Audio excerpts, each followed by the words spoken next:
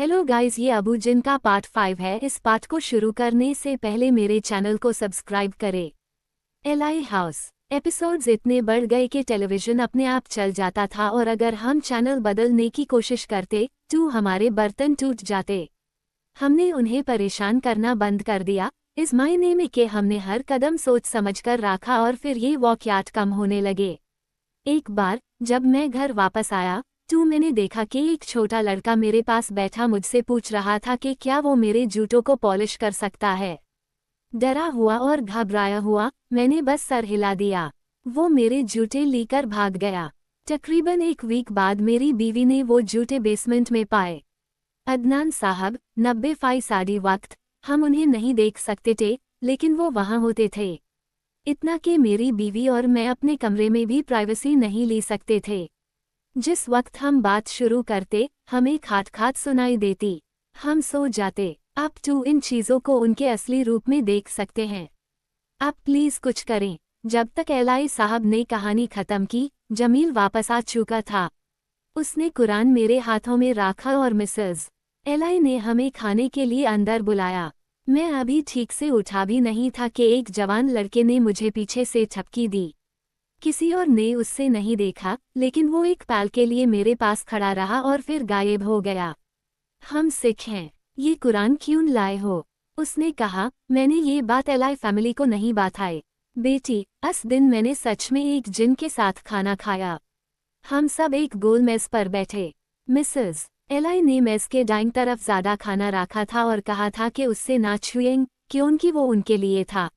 लेकिन मेरी आंखों के सामने एक तकरीबन 7 साल का बूढ़ा आदमी अंदर आया, जमील के पास बैठा और उसकी प्लेट से खाना शुरू कर दिया। आयशा, मैं चुप रहा। अगर मैं बोलता तो जमील अंकल बेहोश हो जाते। डेंटिस्ट के वकीये के बाद वो किसी भी चीज़ का हिस्सा बनना नहीं चाहते थे। हर कौर के साथ मेरी नज़रें कमरे में घूमती रही, जैसे मैं कोई गेम खेल रहा हूँ, जिनों को देखने के पॉइंट्स जमा करते हुए। वो बूढ़ा जब खाना खा चुका तो आराम से बाहर चला गया। उसने मिसेस एलआई के रखे खाने से नहीं खाया। उसने जमील की प्लेट से खाना खाया और बेटी, मज़ा की बात ये कि वो मुझे अपनी तरफ देखते हुए देख सकता था। कभी कभी वो मुस्कुरा भी देता। उसके टीढ़े दांत और हल्की सुरमई आंखें थी। जब वो कमरे से बाहर गया तो मेरा सर थोड़ा हल्का महसूस हुआ। मैं कुछ और बैठाना चाहता हूँ, एलआई साहब ने खाने के बाद बात शुरू की। अदनान साहब, ये सब जो मैंने बताया, मेरी बीवी और मैं इसके साथ एडजस्ट हो गए थे। बुरा ना मानें, लेकिन मेरी बीवी को भी पता चल गया था कि वो अपना इस्तेमाल शुदा टैम्पॉन बिन में नहीं फेंक सकती, क्योंकि जब वो ऐसा करती तो बाल्टियों भर पानी इस पर उड़ता था। हमने मेहमान बुलाना बंद कर दिया, हम उनके साथ जीना सीख गए। लेकिन पिछले वीक मेरा बेटा दुबई से अपने बेटे ज़ैन के साथ आया। हमारी बहू अभी दुबई में है। ज़ैन 2 साल का है। अदनान और कल आदिल और ज़ैन की दुबई वापस जाने की फ़्लाइट थी, लेकिन ज़ैन ने जाने से इनकार कर दिया। वो 2 साल का है यार, लेकिन जब उससे ज़बरदस्ती घर से बाहर लेके जाया गया तो दोनों गाड़ियाँ स्टार्ट नहीं हुईं, गेट नहीं खुला जैसे वहाँ लोगों की फ़ौज खड़ी हो, और इससे भी ज़्यादा मेरे बच्चों के पासपोर्ट में आग लग गई। इस वक्त मिसेस एलआई रोने लगी। मैं अपने पोर्ट को कुछ नहीं होने दे सकती। वो उससे जाने नहीं दे रहे। कोई उससे परेशान तो नहीं करता, लेकिन वो उससे घर से बाहर नहीं जाने देते। उनकी बात खत्म होने के बाद मैंने सबको चुपचाप बैठने को कहा और कोई आवाज़ ना करने को कहा। मैंने एलआई साहब से कहा कि आदिल और ज़ैन को लिविंग रूम में बुलाएं। तो बेटी, हम सब लिविंग रूम में चुपचाप बैठे। ज़ैन कुशन्स के साथ खेलने लगा और मैंने अपनी आंखें बंद करके सारी आवाज़ों को सुनने की कोशिश की। एक बार में सब आवाज़ों को सुनना जैसे सर पर धान का बोझ पड़ना था। मैंने आंखें बंद करके देखा कि वहाँ तकरीबन 34 मखलूक मौजूद थी। ये एक बड़ा जिन परिवार था, हर तरह के अफराद के साथ। वो सब सिख जिंदी और घर के हर कोने में फील हुए थे। मैंने फैसला किया कि जो भी मुझसे बात करना चाहे, मैं उससे बात करूँगा। हैरत की बात थी कि ज़्यादातर ने बात की। वो मेरे पास आए और बैठ गए। जमील ने मुझे बताया कि मैं कान अपने लगा था और कुर्सी का पीछा मेरे पेशीन से गीला हो गया था, लेकिन उसने किसी को मुझे डिस्टर्ब नहीं करने दिया। बेटी, गुजरात के एक दूर दराज इलाके से एक पूरा गांव 40 जिनों का इस वक्त खाली घर में आ बसा था। वो सैलाब के बाद अपने घर छोड़कर आए थे जब उनके घर पानी में बह गए। वहां दिलपसंद जिन भी द और डरोन डिक्ट वाले भी, जिनके लंबे बाल, झुर्रियों वाली जिल्द, खून से सुर्ख आंखें और नाखून जैसे हाथ थे। वहां आंखों वाले बच्चे और बिना आंखों वाले बच्चे भी थे। जब मैंने पूछा कि वो ज़ेन के साथ क्या चाहते हैं, तो एक औरत, जिसके हाथों में एक बच्चा था, जिसका चेहरा खोखला था और जिल्द चीटे की तरह धब्बेदार थी, आगे आए। उसने बताया कि उसका बेटा सैलाब में मर गया था और ज़ेन उससे उसकी याद दिलाता है। मैंने उन्हें कहा कि मैं एक मजहबी आदमी हूँ और इससे कोई फ़र्क क्यों नहीं पड़ता कि वो सिख हैं, कुरान की आयत उन्हें जलाएंगी। कुछ ने समझा और कुछ नहीं समझे। मुझे कुछ आयत पढ़नी पड़ी, लेकिन बेटी अन के बुजुर्गों ने बात संभाल ली। उन्होंने कहा कि वो इस औरत को कमरे में बंद कर देंगे और ज़ेन को कोई नुकसान नहीं होगा, लेकिन वो घर नहीं छोड़ेंगे। इस वक्त के लिए मैंने मान लिया बेटी। मैंने आदिल से कहा कि ज़ेन को घर से बाहर ली जाए। आदिल पहले हिचकिचाया, लेकिन मिसेस एलाई ने कहा कि वो साथ जाएगी। ज़ेन को कुछ नहीं हुआ, लेकिन मेरी नाक से खून बहने लगा क्योंकि वो औरत, जिसे बुजुर्ग बंद कर रहे थे, उसने अपना बच्चा मुझ पर फेंका, जिसने मेरी नाक पकड़ ली। इसके बाद मुझे 1 महीने तक बुखार रहा।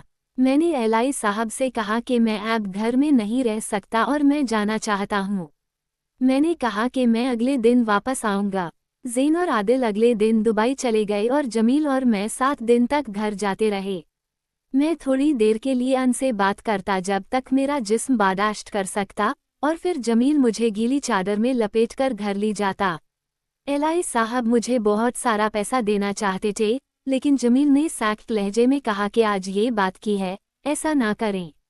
बेटी, वो परिवार अब भी इस घर में रहता है, लेकिन वो एलाई साहब को बिल्कुल परेशान नहीं करते। कभी कभी बच्चे थोड़ी सी शरारत करते हैं, लेकिन ये छोटी सी बातें हैं और एलाई साहबा आयत को पढ़ते हैं जो मैंने उन्हें सिखाए। लेकिन मैंने उन्हें ये भी बताया कि बच्चों के आसपास ये ना करें क्योंकि जिन अपने बच्चों को नुकसान होने पर बर्दाश्त नहीं करते। मिस्टर और मिसेस एलाई गर्मियन में अपने घर में रहते हैं और बाकी साल दुबई में। आदिल ज़ेन को पाकिस्तान भेजने से इनकार करता है, लेकिन एलाई साहब अक्सर उसकी तस्वीर फेसबुक पर डालते हैं। जमील जब भी मेरे साथ खाना खाने बैठता है, कहता है कि अगर कोई चीज़ है तो बोल दूँ ताकि वो भाग सके। और हर नवाली के साथ वो बिस्मिल्लाह कहता है क्योंकि वो मजाक करता है कि यूजी मुझ पर भरोसा नहीं। बिल्किस खान की बेटी लिलिमी अक्सर मुझे ताना मारती है कि मैंने तेरे पहले कदम देखने से मिस कर दिए।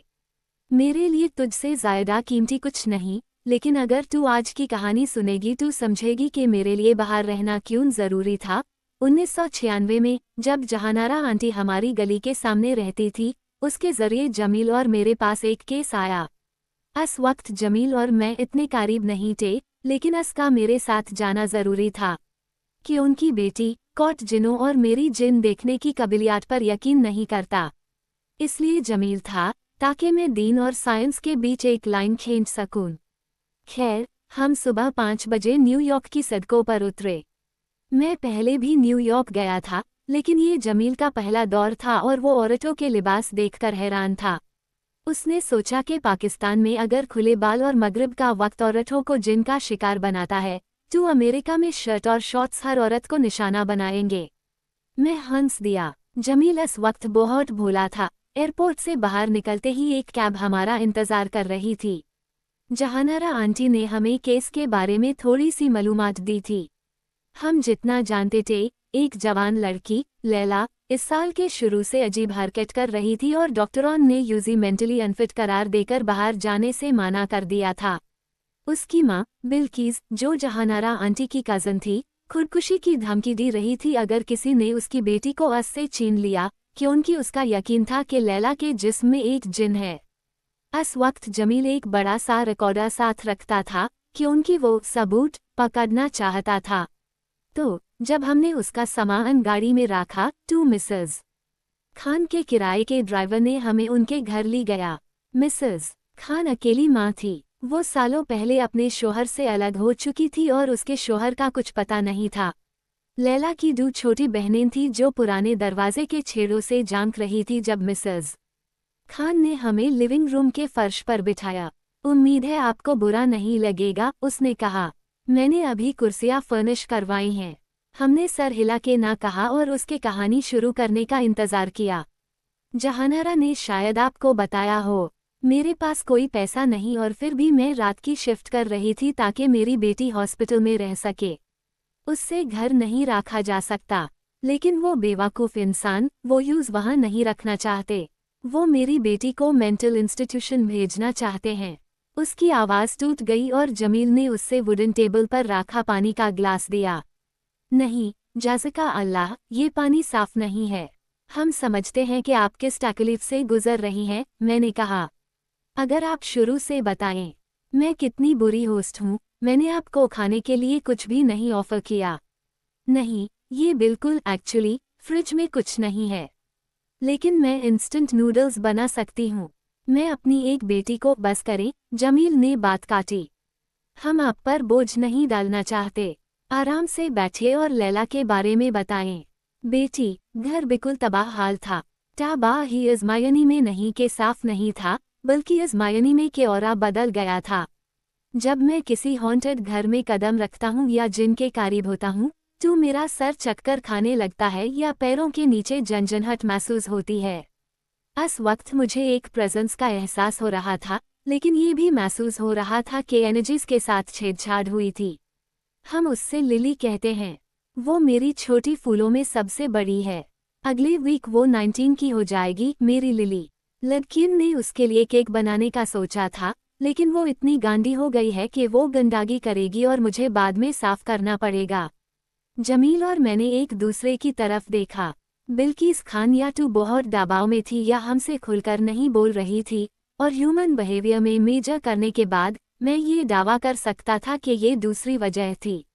कुछ महीने पहले वो घर आए और सर दर्द की शिकायत की। अगले दिन पेट दर्द हुआ और फिर मुझे पता भी नहीं चला कि जिन ने उसकी रूह पर कब्जा कर लिया। मैं उससे बहुत से पडरियों के पास लग गई, लेकिन सब ने कहा कि वो कुछ नहीं कर सकते और फिर लिली ने बदतमीजी शुरू कर दी। वो चीज़ें चुरटी, बच्चों को मारती, अपनी गुड़िया के बाल काट देती। वो अपने मावरी के वक्त कुछ नहीं करती थी और अपना गंदा खून चाट लेती। 8 वीक पहले उसने हमारी बिल्ली विस्की को फॉक से मारा और उस बेचारी की आंख निकाल दी। मैं यूज हॉस्पिटल ली गई क्योंकि मेरी पड़ोसन की बेटी काला वहाँ नर्स है, लेकिन पिछले महीने हॉस्पिटल ने उससे डिस्चार्ज कर दिया। उसका कमरा सुकर के गोश्त जैसा महकता है और जब भी मैं उसके पास से गुजरती हूँ, वो ओएसिस और दूसरे हराम कलाकारों के गाने गाती है, जबकि उससे नमाज पढ़नी चाहिए। मैं कमरे से उठा और मिसेस खान से पूछा कि क्या मैं घर में थोड़ी देर घूम सकता हूँ। उसने साथ आने की जिद की, लेकिन मैंने कहा कि मैं संभाल लूँगा। बेटी, घर अजीब लगा। क्या कभी तुझे ऐसा महसूस हुआ कि कुछ बहुत गलत है, लेकिन तू समझ नहीं पाती कि क्या? बेटा, वैसी ही फीलिंग थी। उस वक्त मेरा तजुर्बा भी ज़्यादा नहीं था, इसलिए मुझे फेल होने का डर था। लेकिन मैंने कुरान पढ़ना शुरू किया और ऊपर चला गया। मेरी आंख के कोने से मैंने एक छोटी लड़की को ब्लॉक्स के साथ खेलते देखा। वो कुछ बना रही थी। मैंने दरवाजे पर डस्टक दी और अंदर गया। वो जल्दी से एक भी सर के बैग के पीछे छुप गई। सब ठीक है, मैंने कहा। डरना नहीं, मैं लिली की मदद के लिए आया हूँ। मैंने अपनी जेब से एक छाती हुई मेंटोस निकाली जो मुझे प्लेन में मिली थी और उससे दी। उसने जल्दी से ली और मुझे गुरन लगी। मुझे थोड़ी देर लगी ये समझ जानने कि वो चाहती थी कि मैं यूज खोल दूँ। तो मैंने कहा, मिंट कैंडी यूजी देते हुए, तेरी बाहें के साथ क्या हुआ? बहन बीमार है, मिस्टर, उसने मेंटोस चबाते हुए जवाब दिया। वो कहती है कि यूज ये पसंद है। ओ, और तेरा नाम क्या है, छोटी सी लेडी? नामीन। क्या खूबसूरत नाम, माशाल्लाह। नामीन से और सवाल करने से पहले बिल्किस अंदर आए और घबराए हुए चेहरे के साथ मुझे फौरान कमरा छोड़ने को कहा। मैंने मान लिया, बेटी, उनका घर, उनकी मर्जी।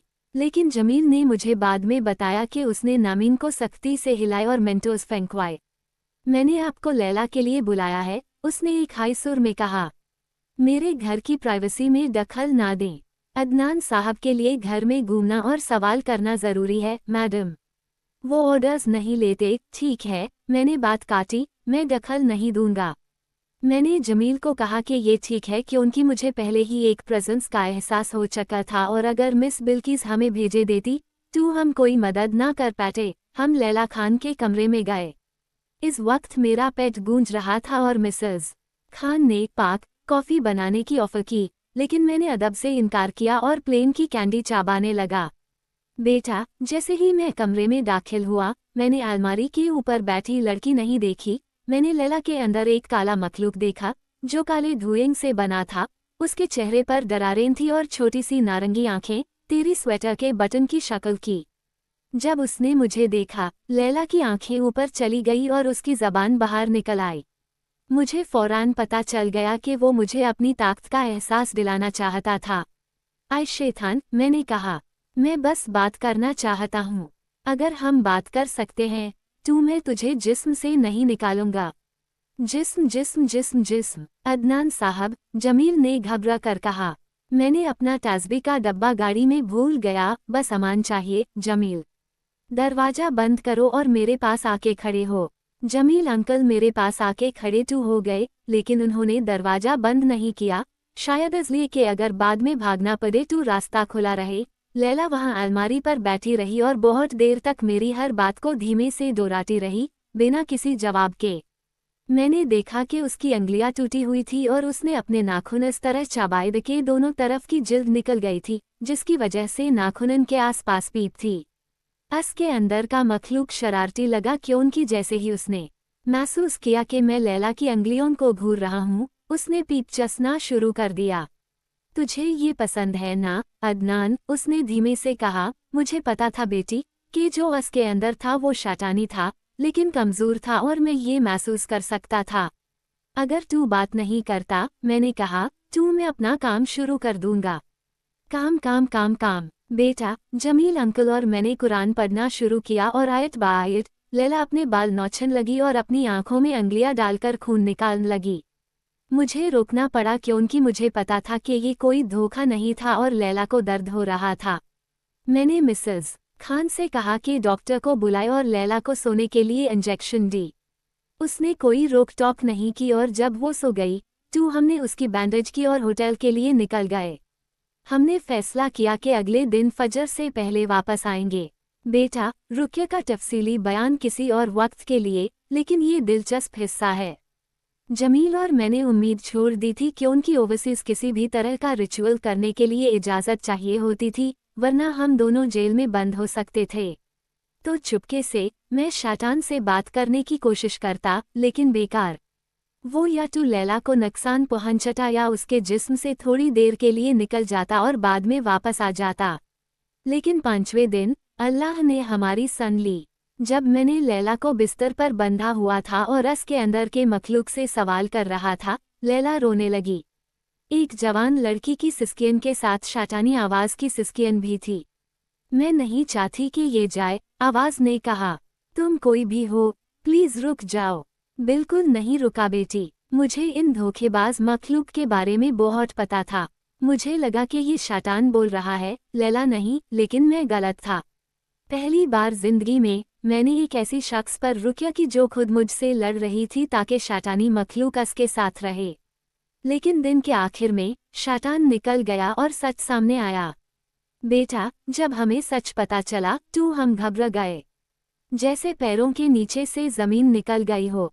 लैला एक सरकाश बच्ची थी इस मायन में कि वो अपनी एमी मिसेस खान की बातों के खिलाफ जाती थी, जैसे सर ना ढंकना, स्कूल में फुटबॉल खेलना, अपने अंग्रेज दोस्तों से मिलना। मिसेस खान एक सख्त मिजाज औरत थी जो यकीन रखती थी कि उससे अपने बच्चों को पाक रखना है क्योंकि उनमें उनके बाप का नापाक खून था। जब लैला ने बात नहीं मानी तो मिसेस खान ने एक मजहबी ग्रुप से राब्ता किया और अपनी बेटी को सबक सिखाने के लिए उन्हें पैसा दिया ताकि वो काला जादू करें और उस पर शैतानी मखलूक भेजें। जब लैला को शैतान ने उसकी मां के इरादों के बारे में बताया और उससे पता चला कि उसका जिस्म, उसकी जिंदगी तबाह हो चुकी है, तो उसने जीना नहीं चाहा। मिसेस खान ने सबको बताया कि वो अपनी बेटी से बहुत प्यार करती है और इसलिए यूज इंस्टीट्यूशन ना भेजने के लिए परेशान है, जबकि डॉक्टरों की रिपोर्ट में साफ था कि लैला के साथ कोई मसला नहीं था। बेटी, हमने इस केस पर आधा साल काम किया और टैब तक मेरी जान तू चलना सीख चुकी थी। अन तीनों बेटियों, जो तुझसे किसी तरह कम खूबसूरत नहीं थी, को उनके नाना नानी के घर भेजे दिया गया ताकि वो अपने जॉइंट फैमिली के साथ रहे और मिस बिल्किस खान को बच्चों की परवरिश के लिए नाअहल करार दिया गया। और बेटा, हमने लैला को शिफाटू दी, लेकिन अफसोस कि वो कभी वो खुशमिजाज बच्ची ना रही जिसे उसकी छोटी बहनें आइडियल समझती थी। वो अब भी थेरेपी में है, शायद क्योंकि जैसे कहते हैं, वक्त जख्मों को भर देता है, दाग नहीं। आई वॉलिडे वलीद, तुमने अपनी बेटी पर कैसे एक ऐसी मखलूक मुसलत की, इतनी शैतानी, इतनी कले, रात का वो खौफनाक रंगा, जो तुम उससे ना सिखा सके, उससे सिखाने के लिए, आई वलीद। इस हफ्ते का सबक, उसकी नज़र, उसका दिन, उसकी जिंदगी छीन लेना। क्या तुमने ये जंग जीत ली? आई वलीद, मैंने देखा उससे अपने नाखून चाबाते हुए और वादा करते हुए अस ऊपर वाले से कि यूजी वो हक छीन ली कि वो तुम्हारी पनाह मांगे और पर्दे के पीछे काले धुएं में भागे, तुम्हारे घायल हुए जूते के नीचे। आई वलीद, नेक्स्ट पार्ट के लिए सब्सक्राइब करें।